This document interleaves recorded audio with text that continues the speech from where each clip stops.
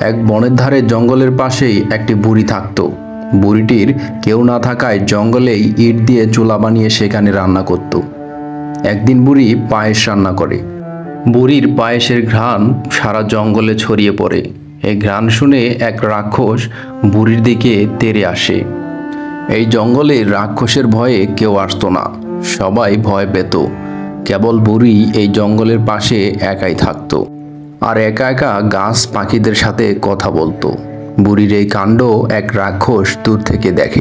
রাক্ষস বুড়ির কাছে আসে এবং পায়েস হওয়ার অপেক্ষায় থাকে। যেই না পায়েস হয়, বুড়ি একটি বাটিতে করে পায়েস রাক্ষসকে খেতে দেয়। পায়েস দেখে রাক্ষস খুব খুশি হয় এবং বুড়ির সাথে নানা ধরনের গল্প করতে থাকে। পায়েস হয়ে গেলে বুড়ি ও রাক্ষস দুজনে মিলে বসে মজা করে পায়েস খায়।